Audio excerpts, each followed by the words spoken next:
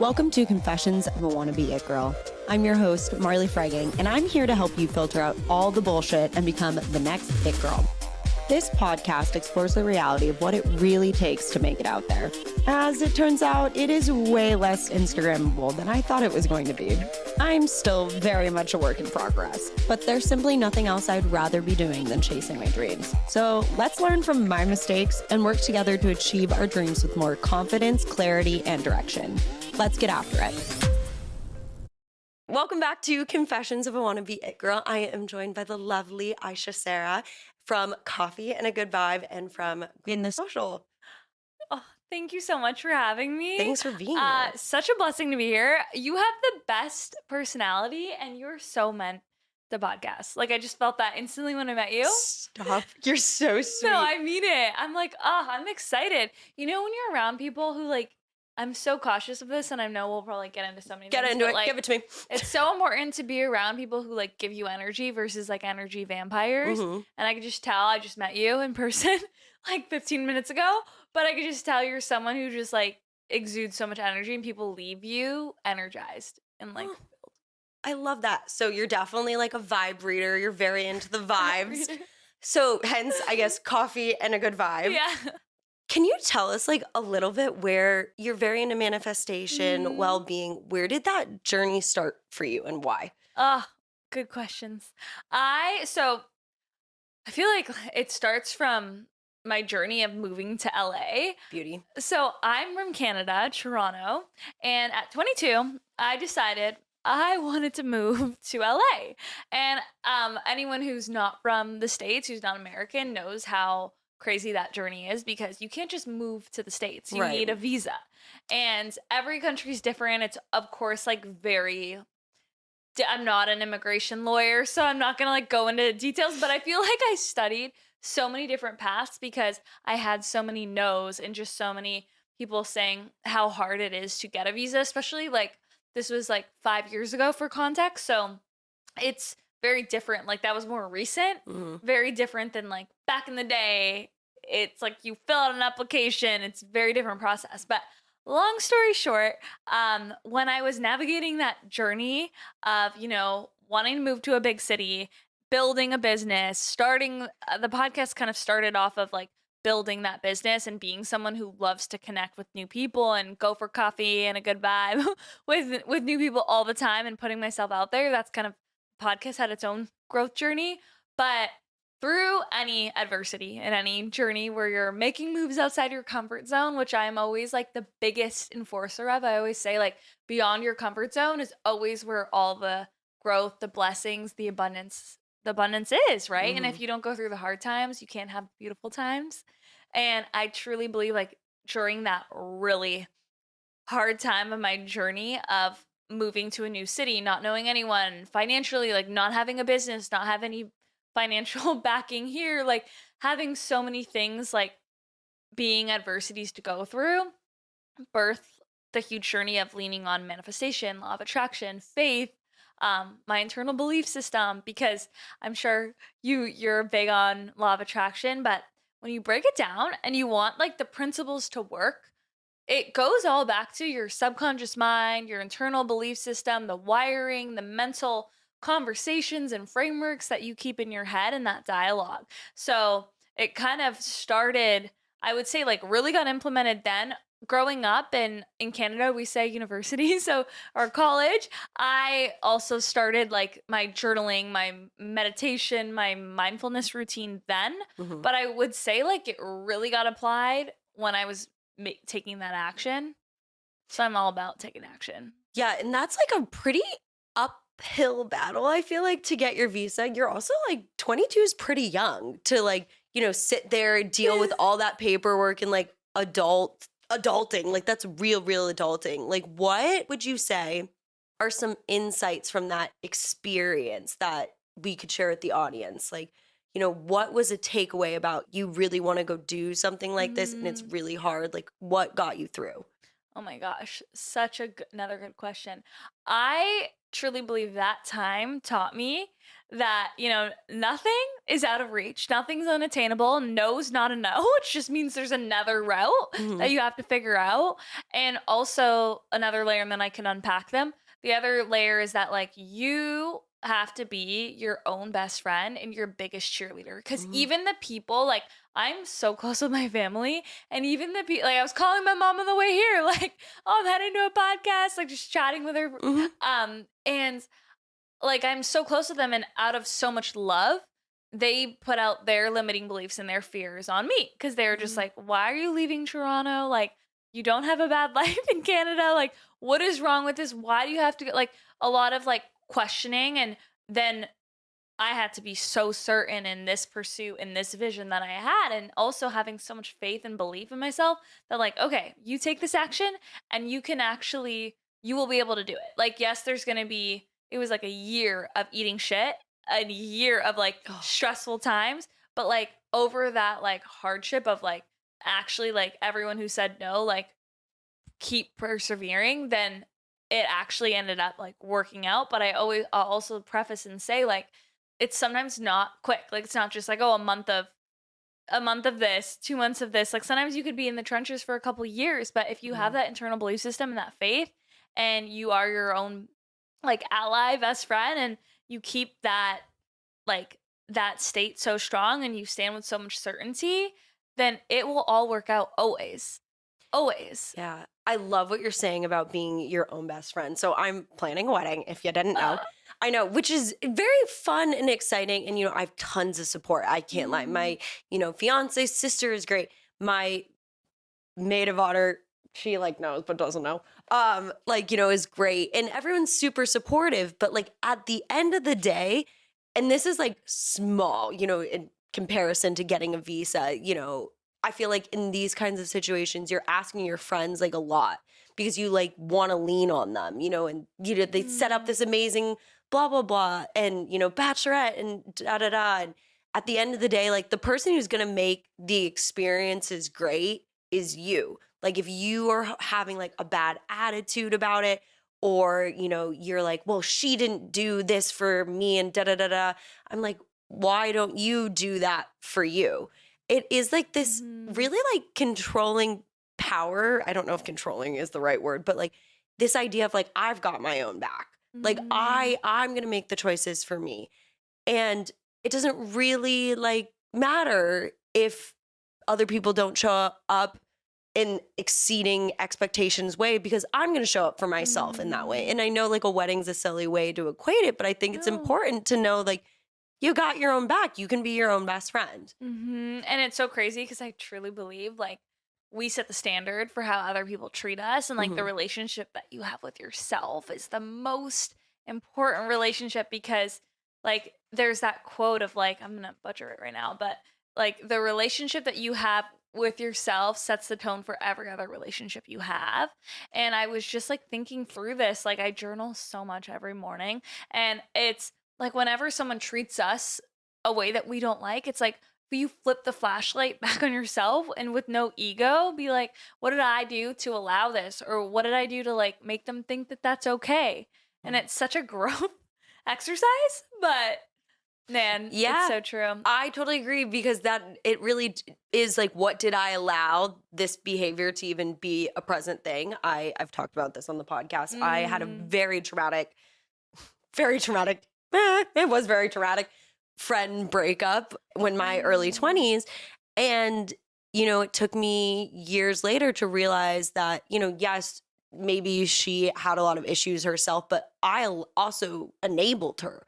Like I allowed her to treat me yeah. that way for so, so long. So, it is really like a little bit like, what have you allowed in your boundaries? And now because you took that discomfort step and you Yeah. did that like hard breakup, now I'm sure your friend circle and the people you're attracting in, because you were like to the universe, like, I'm a no for that kind of vibration, that kind of friendship, but I'm a yes for like these types of women. And you probably have the best relationships around you because we attract what we are. Yeah, I agree. Like Mm, I do think it's a pivotal moment to say no to a relationship or friendship or, even family dynamics. And it does yeah. change what you attract in. I wanted to ask you though, speaking of attracting in, you moved here and have grow the social. How did that become like what you wanted to be doing? So it goes back to this damn visa, right? Wow, this is like the visa is really pivotal for you. Yeah, well, getting it and also just like navigating throughout it, because when I wanted to move to the States, you can't just like live in the States unless you had a purpose and a reason that the government here was like, yes, you get to come here. So you can, obviously, people know like work visas and permits, student visas, but what is your, like, being self-aware, like, where did I see myself? Why did I want to come here? I wanted to be an entrepreneur, build a business. I never, from a young age, wanted to work for someone. I just knew that. And to live here in the States and have my own business, I definitely explored all the options. I'm like, okay, wait, can I go to school? Maybe I can go back to school, but then you can't work. Like, it's so strict work, here. though. Like, Yeah. you're in school full time, not part time, full time. And like, if you're off school, like you're back. And then if you work for a company, like if they let you go, you're back to Canada. Like especially during COVID, I know a lot sure. of people's visas, it was like a weird time where people got sent home because it was remote all of a sudden. So when I decided like, okay, this is what I want to do and this is the business I want to create, I decided like, in Toronto, I was doing stuff in the online space. I was doing like social media, like I had a micro audience. So I was like a micro influencer, but in Toronto, I will say, like, it's a big, I don't want anyone in Canada to be like, what do you mean about Toronto? It's great. But when I moved to LA, it was such a big pond of, it's like a sea of influence. Like, I could have been like a big fish in Toronto as a talent and like working with brands, but then you come to LA and like, they're like, who is this chick? Like, you're like in this space with where it's the mecca of influencers. Right. But so I was doing stuff in content, doing some consulting, I was super young, and that I knew I had a passion there. So that's kind of where I birthed the agency, Grow the Social. And it's pivoted over the 5 years. But right now it stands as, we're a PR agency. So we have a brand side and a talent side. The brand side, doing everything for brands under the PR umbrella. So we have a really custom approach. So it could be everything from, influencer marketing campaigns, influencer seeding strategies, PR mailers, events. When a brand launches a product, like their whole event A to Z, founder PR. I'm huge on everyone building a personal brand. And I always encourage that to any founder out there to like start putting content out, because you are like such a strong voice and like you can build such an authentic community and audience to sell your product to. Press, everything under the PR umbrella. And then the talent side, where I like work with different creators, public figures, speakers, and influencers, and do have all their management for their brand, which is full. Like that's like brand partnerships, brand deals, and it gets really sophisticated in LA, right? Like you see like an influencer collab with a major brand, they launch a product, like everything under that, event appearances, speaking, events. So I got my hands in both, and then we have coffee and a good vibe. So you're handling like a ton. You got to give us the routine, because I know you're a routine girly. Like, how do you manage everything? I know every day is a little different for you, but what does it look like? What's the non-negotiables? Oh, love me some non-negotiables. I did get that from you. I'm huge on a morning routine. I also want to preface too, it's like, I say this a lot on my podcast too. It's like when someone gives their routine A to Z, like you don't have to adopt it. I always say it's like, take it like tools in your toolkit. Because I hate that cult of like, you have to wake up at 5. You have to meditate for like, it's like, no. What if that doesn't work for someone? It doesn't work for me. Yeah. And it's like, it doesn't have to. I interview founders all the time. And like, I've met some really successful people who literally wake out of bed and like go to work and like, they don't have, and like, it works for them. Like everyone's different, but my personal routine, I'm huge on mornings. I like love an early morning. So in LA for me, it's 5:30 in the morning. That really works well. And then I wake up, I always have a coffee and a good vibe. and I always drink, so I have like my black coffee, and then I also have like, I'll hydrate as well, because I will work out in my routine as well. So the biggest thing for me every single morning is a visualization meditation. I do it for about Honestly, some days it could be 5 minutes. Usually it's 14 minutes because I listen to this like specific recording. It's 14 minutes. And I'm in Marley's beautiful studio and she has a vision board. I am huge on a vision board. I love a vision board. I have a vision board and I look at it. Mine's not like a physical one like yours, but I have a digital one.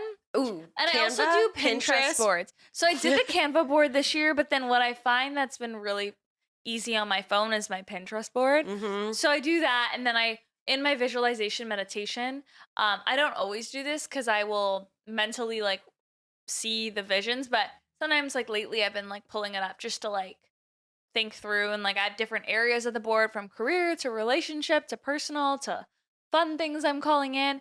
And when I visualize in my meditation, I have a busy mind and I'm always go, go, go. And I thrive off go, go, go. Oh, I'm so I the same. love a visualization meditation because my mind is like really getting excited. And then I also, if I have a big day, like say I have podcast that day and I'm interviewing a guest I'm really excited about, I'll visualize or a big meeting or an event where it's my clients or it's my own event and it's like a wedding. It's like so many things have to go right. Yeah. So I will visualize the day. And I've done this a lot when I was growing up and competing in sports and I would always visualize myself like going through it. So visualization meditation is like a huge thing for me because even if nothing and I have a day of meetings, I'll just visualize myself like going through the day with ease because it just brings so much calmness. And I will journal, write out things on the page, things that come up, and then I pray. I believe I'm a huge person of faith. I believe in a higher power, and I pray every single day, set an intention, and usually I just pray for support, set an intention, and then I go to the gym. Or lately I've been playing with this, especially like with people I'm interviewing. I've been changing it. I'm big on like going to the gym and weight training, but I've been trying different things, different types of workouts. I know you're a Pilates girl. I'm a Pilates girl through and through. But ironically, I'm actually getting more into weight training. I love weight training. But then my weight training, sometimes it's stressful because like I get ready, go to the gym, and then it's like I'm in at Equinox and bright light and it's so crazy. It's a gym and environment. Like, yeah. And like sometimes you want to like go on a walk and stroll into a Pilates or like you want to go on a walk and then like maybe do an at-home workout. But I'm a big on like my weight training. And then after the gym, it's like, okay, girl, you're ready to conquer the day. We're on to the Google Calendar. Like, crazy life, yeah. I'm definitely someone who's like cannot commit to like every day the same routine. I kind of like wake up and like Mondays 9 a.m. I'm at Pilates. Tuesdays I'm supposed to take a walk with my fiance. Wednesdays I'm supposed to meditate. Like each days are like different, and I don't stab at myself if I miss them. I'm like, whatever, it happened. I'll get back on it next week. You know, so beautiful. Honestly, it's such a beautiful way to be, because I've been like the other way with myself through like growing up and being in sports and like having it was like a blessing, but then also it's like a negative relationship with it because you end up being like, I have to do this. Otherwise, if I miss a day, I'm going to be like, it's just like not having compassion and kindness for yourself. Right. Which is something that I think is so important. Well, and you're running around between here and New York. You have to be so self-compassionate when you're in these like high bustles. That's where the mindset shift came with my workouts. I was like, wait, maybe like one of these days I need to change it for like a walk in the sun. Yeah. Where I can like be present and like be in nature or go to the beach and like not be in a brightly lit gym at 6:30 in the morning. Yeah. Well, and so you're traveling a lot between here and New York. Yeah, in New York, yeah. Yeah. What, you mentioned, you show up to LA, it's kind of like the influencer mecca and like, we got the Hollywood thing going as well. Like, what do you think is the difference between New York and LA? Oh, I love them both so much. And like, they both bring out two sides of me. Really? New York, I love New York brings out the me that I am, like to the core, like the hustler who loves to be a mile a minute and go, 100%. And drink all the coffees and like run around and also be like quick. Like, I love how you can do so much in a day. People are also just getting shit done and like on a 30-minute meeting, they show up on time. In LA, it's still, you got people like that. It's still like that, but it's like more lax. Like different dynamic, right? Like everything's farther away. We drive everywhere. Like I also get energy in between each meeting, like walking around. Mm-hmm. I just feel like so inspired there. I love LA, but I definitely notice myself being way more calmer here, grounded. I'm like really aware of like, okay, I'm not having in New York. I'll go to town. I'll have like 5 coffees. Yeah. Not even know. And then I'll be like, oh, that's why I'm so like energized. We're going. Yeah. Well, and how long, after this move, did it take for you to feel like you were really like thriving and like doing the things you came here to be, like mentally, emotionally, spiritually, even financially, all those things? I will say every level of your journey, there's like new level, new devil. So I will say it's like every after I thought like, oh, once you get approved for this visa, baby, like it's go like you got it made, and then it was there's like your star in the Hollywood walk. Like you can now work, like get to work, girl. Like you now have to fill these shoes of like what your agency is meant to do. Mm-hmm. And I feel like when I got that, I was like riding this wave of like, okay, wow, like hustle every single day.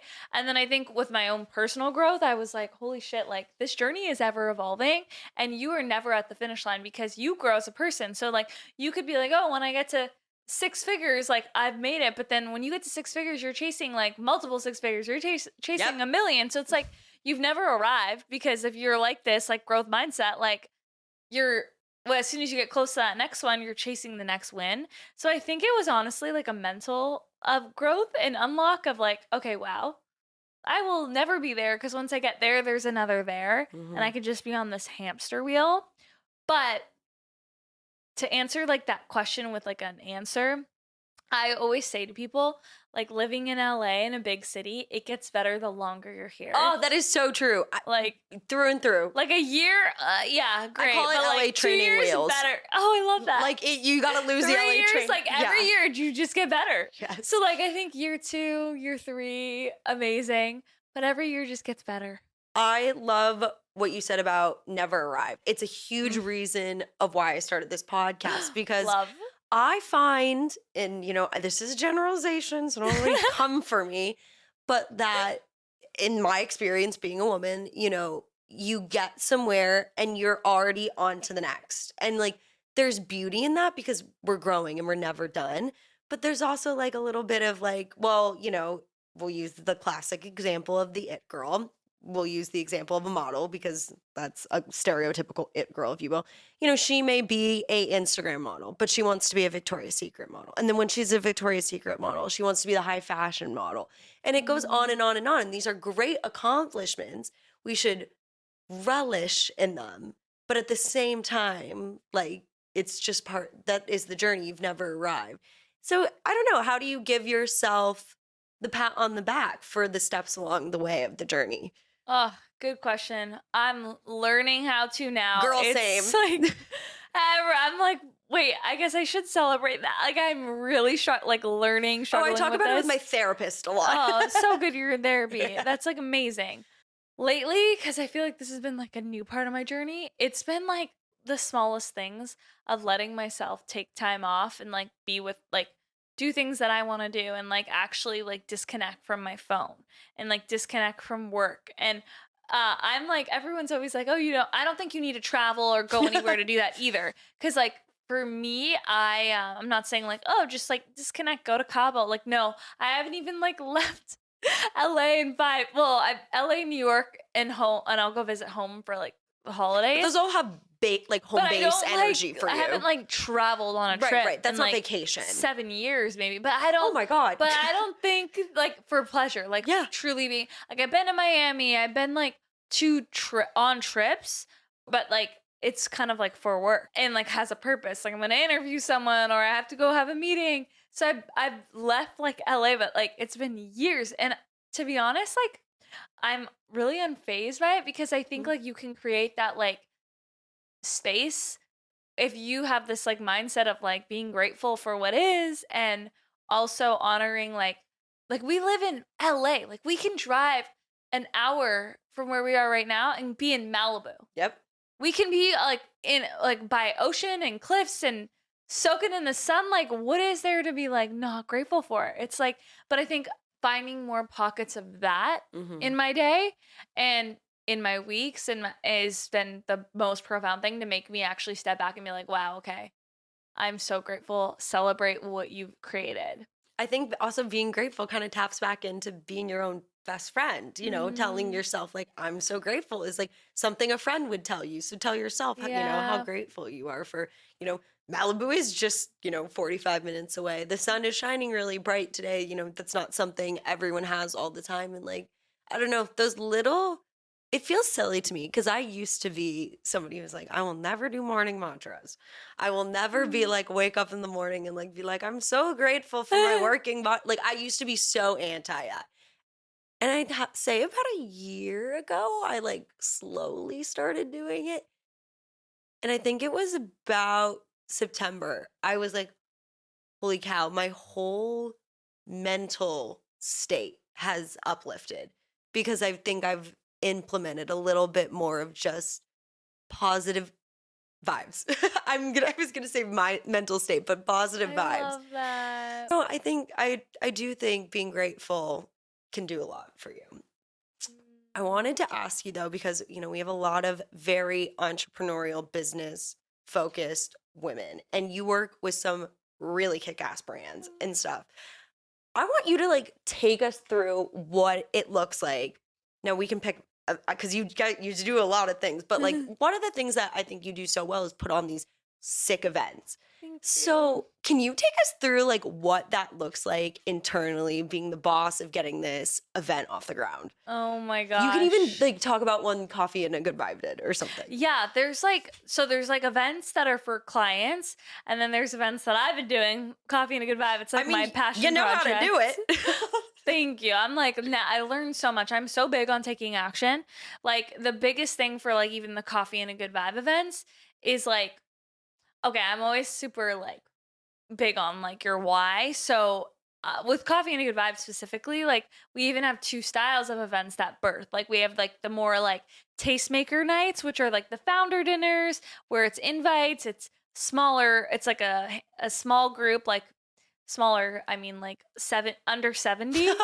So you're still managing a lot of people. But like the bigger ones are like 200. Yeah, that's big. And I think like the biggest thing for me first off is like to know your why and intention behind it. I think like when you bring intention to the things that you do, it changes the energy that you get back and everything around it. So when it is my personal event versus a client, like obviously clients like that are brands, they have certain KPIs, key performance indicators and like goals of it. And then specific roles that like you're fulfilling within that. But I think for me, the biggest thing when I'm approaching it is first like that intention of it. Like for me, the events are to bring people together, to connect people, to make them meet someone who's gonna impact their life in a positive way. So a big part of that is curating the right vibe. And to be completely honest, like for any client I work with, like that's the biggest pillar, the guest list. It's like I honestly believe that like I have this mantra I say like your event is only as good as your guest list, because it's like you can put on this beautiful event where like the decor, the and I'm not like that. Like when it comes to even coffee and a good vibe events, when we started doing them more, I never wanted to be that person who's like choosing decor or like that's not my specialty. But people who it is, I respect it so much. So I'll usually like for coffee and a good vibe, because it's a startup, I'll contract an event planner to help me with all those like details. But then when it's a client, usually like if we bring on someone to kind of handle that piece of like, because these influencer events, even coffee and a good vibe, like they're pretty. Every detail matters. Like the placement. Every detail. You well, I know with your wedding. Oh, don't even get me started. You should see the Canva booklet I have. It's mood boards. Start with a mood board. Yeah, it's so important. I do like the visuals of it all. Me so too. I will make a mood board if it's my own event and share that with the team. So like we're all on the same page here of like how the aesthetics are. But my expertise and my skill sets, it's like, okay, I love to connect people. And even brands, like they will hire me on a lot for that, like the guest list portion, because it's all about bringing people together. And I'm so big in the PR space on making sure that you're not inviting the same 20 influencers who are a part of like diversify, invite different people who are all aligned on the same, like, yes, like it's a wellness brand. Like they love wellness, they value the same thing, but they all are like from different different types of talent. Cause like, I don't know if it's cause I'm in the PR space, but like everyone hangs out in groups. Yeah. It's like people don't like to. We have friends. I think cause like I moved here not knowing anyone and I had no choice but to go alone to every event. I was like, why don't people go alone? Like I get that because I would go alone, but there is this, it's work on some level. So like you're like if it's a work event, but blah blah blah is going, it just made it more fun. So people travel in groups. Yeah. Yeah. I know, and I guess that does help a lot. Like I'm like out of But go to the event alone. We had an event on like Sunday for our friend. Like I work with this brand, Clear Stem Skincare. They're like such nice. They're like my best friends who start the company.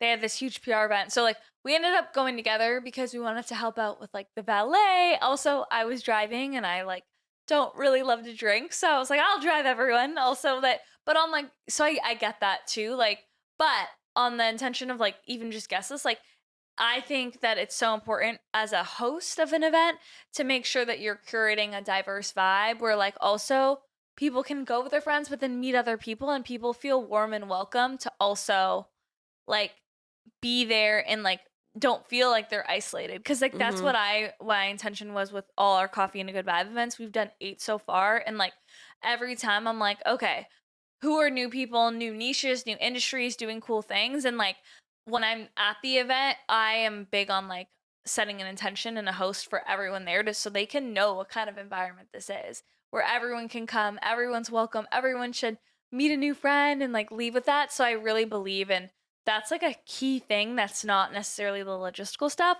but so important for every event. When it comes to doing your own event, like someone listening who wants to start it, I get brand partners for the events. And that's a whole layer because like you're trying to also like what my events have gotten like to the point where I will do a buyout with like I've done collabs with like Soho House, but the one in April I did a buyout of this venue. And then yeah, you find in bar sponsors, food sponsors, gifts for everyone who comes, and like I will bring on brand partners to kind of like be along for the ride and believe in this vision and wanting to get their brand showcase in front of this amazing event that I'm putting on and get that exposure. So it's like a really beneficial exchange for them to be a part of it. And I think that's kind of why I started the events too. I was like, this is all I do for my agency. Like I can do this for Coffee and a Good Vibe. I'm going to combine everything I know with PR and sales and my connections and sell them on this vision. And I will say, if like you're trying to do events for business, they get better the more you do them. Because like now that I'm planning out events for Q1, I'm like, okay, it's so cool with the brands that we're talking to that like have seen it done before and are like, oh, I totally know what you're creating and we want to be a part of it. Yeah. So we get the guest list. We then get venue. I guess it's like not necessarily in like that order, but it's like all happening. Yeah. And like the brand part for Coffee and a Good Vibe, at least it's like we have that layer of the live show. So it's like kind of all those layers of, for me, it starts with the venue. Like I also have like all these resources and assets of like a press kit. You've built them up. I have like brand partnership tiers. I have like all of that done. I do have a mock guest list so the brands can see the exposure. The panel, that's all planned out ahead of time too, with the intention of the panel, and also with that, like we will have our vision list of like the panel we want to put together and we reach out to their management, but you also have like other people and backup because these people who you're probably trying to get on your panel travel and have insane schedules. So it's so much about that data alignment. Then also with the events team, we'll have a run of show, we'll have an itinerary, we'll kind of have a vision of how many brands we need. We have an expense budget sheet. You really have all this with the wedding, honestly. It feels similar, but also like it's so interesting to hear the nitty gritty of like what goes into all these things and how much of this is done before you even invite people. The social media graphics around it. Yeah, there's so many layers. When it comes even time to the event, there's a lot of extra pieces you need to, for me, I like contracted in where we have we have like a full, like we have so many people on the social team, the videography team, the audio team because of the podcast. Right. on top of The your live recording. show. Yeah. It's a lot. And then you get to the event and are you relaxed or you like That's host? showtime, baby. Showtime. The visualization meditations here. And you just step out and you're doing it. It's a lot because like of hosting it and doing the live show. I definitely like see the difference when I work with a company and like I got to do just the hosting portion for Clear Stems event in New York City, and they had a whole events team, and like all I had to do was show up and be the host of their event and host the live podcast and interview the almost 30 girls, and it was like such a cool experience. And also I was like not stressed at all because for me hosting, it's like flow state. Yeah. Like you probably like love doing this. It's like flow state, right? Yeah. So that was insane. I like loved it. Wasn't stressed at all. Like counting down the days. I just had to worry about like my outfit, my hair, my makeup, like plan all that. Like, but this one, yeah, right now, because Coffee and a Good Vibe is a startup, like I'm so hands-on. Even like I have like a team now that helps the event. Like you're still super hands-on, but it's your baby. You love it.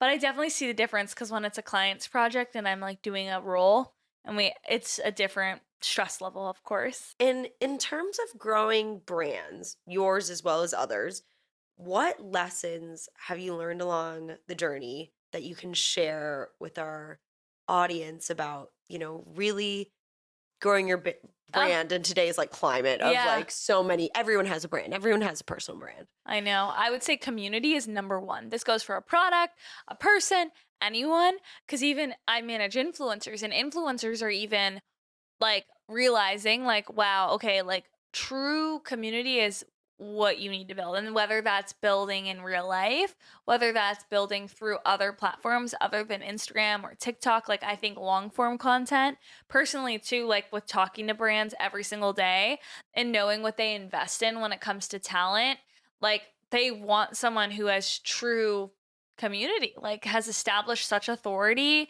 And also like I think like the podcast, the YouTube space where you can kind of hold a community, build a community in you're in their ears for a long time. Like that's such a profound power of influence. So community is number one, and building that in really different ways. So like, yeah, diversifying on platforms. And then I think the events are a huge part because when you do an IRL event, holy shit, like the amount of like that, like person who's in your audience, I don't even want to say like follower, but like when they meet you in real life and like that connection is exchanged, that is like now a relationship that's gonna stay. It's not like something like that's just like they follow you on Instagram and maybe they'll unfollow if you like, I don't know, like you stop posting. So, and I also believe it's like, I think everything's energy. So posting, this is where I've been like really sitting within my personal brand too right now. It's like, okay, everything is energy. So I should show up only when I want to show up. I should show up only when I feel like these messages are my truth, because I do also find like Instagram and the algorithm, it's so interesting, like where I don't even think you have to be like posting every day. I think you just got to be very intentional with when you do post and how you show up. Like just because the platforms are just so different now. They're so different, and we all go to them for different things too. I mean, like for instance, my fiance is a huge YouTube person. I love YouTube. I'm not a YouTube person. Not a YouTube. I'm really a TikTok girly, and you know what? I'm a millennial. I'm still on Instagram. I don't know. I like love it. Instagram too. I'm like, so, but they each do something different. Like I think if I'm trying to figure out how to edit something, I'm on YouTube. I call it YouTube Academy. And if I'm looking for like an outfit I want to wear, then I'm on Instagram. If I want to learn how to do a hairstyle, but like quickly and I don't want a 10-minute, I'm on TikTok. You got it down. I got it down. It's just different. So like diversifying is a huge part, I think, of growing a platform in this day. But I want to go back to talking a little bit about the energy. I've heard you talk a little bit about inspired action. And I wanted to kind of, can you tell us like what that is and how do you find inspired action? I think it all comes back to your why for knowing like, okay, like this action is back with love and service, and it's back to like my North Star. So like actions in alignment with that are also probably the actions that are going to be like revved up and inspired by like your purpose and your why and have so much juice behind them. But I also think with the inspired action piece in particular, like what hits for me, it's like I am big on like being really connected to like myself and like I just believe in like intuition. We all have intuition. We all have this like little voice in our head, and like continuing to honor that always like when I listen to it, it kind of tells me what to do. Like what that night, like sometimes you get this like download and it's like, oh, call that friend, or like go to that coffee shop instead of this. And then those kind of like little moves even will guide you to where you're meant to be.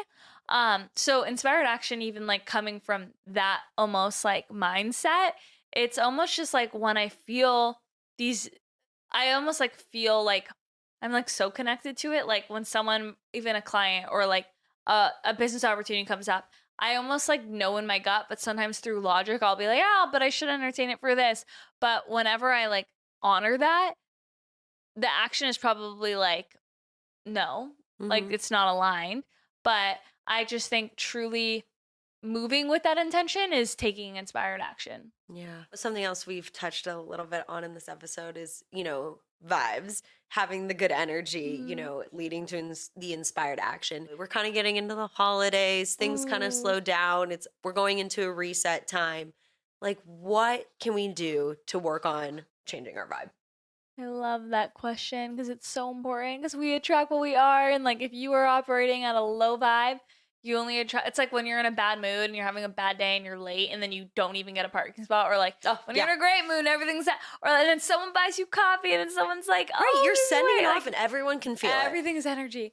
But for me, I always go back to like my routines and the things that I know I need to do to like fill my cup and uplift my vibe, especially like also if you are having an off day, and like being self-aware enough to know when you should reset, or like sometimes I have like days where things are not going or like you're just getting all the bad news. Like take a second, go reset, go on a walk outside, like or like you can have those days where it's like maybe you do have a self-care day. Like I think it's really being self-aware to honor like where you're at and leaning into what you need to then make the adjustments to feel better. I also think like uplifting your vibe is so much about like the people you're around, how you are approaching the day. Like, are you being the person who is like being negative, like checking yourself and like then making the adjustments from there. But for me personally, like I think because I'm so self-aware, when I'm having those kind of days where I feel low, or like I'm just like, you have those days sometimes where you wake up and you're like sad or you're anxious and it's like not really like a reason why. I think then it's going back to the things that that bring you joy that you need to do, like taking yourself to Erewhon, maybe treating yourself on that, get like that coffee, that $15 latte, like get it. The $20 Haler Beaver smoothie. Like you do doing but then also like I think like your audience is like I'm always mindful of where I say this, because it's like, yeah, some people like do that all the time and but like I know my personality and I'm so bad at letting myself enjoy. So it's like when I give myself, like I should do it more. Yeah. And it's like giving yourself like those pockets. Sometimes it's like, taking yourself on a little date, a self-care date. Going on a long walk, calling your friend that like is or your mom or your like someone who you love, being around the people that uplift your vibe, doing the things that uplift your vibe, and comes out of that self-awareness too of like knowing, what makes you happy, what makes you a filled cup, what doesn't, what drains your energy. Yeah, I couldn't agree more. Ayesha Sehra, you are so wonderful. Thank you so much for joining us on the podcast. Thank you so much for listening to Confessions of a Wannabe It Girl. Don't forget to rate and subscribe to the show. As always, we'll see you next Tuesday.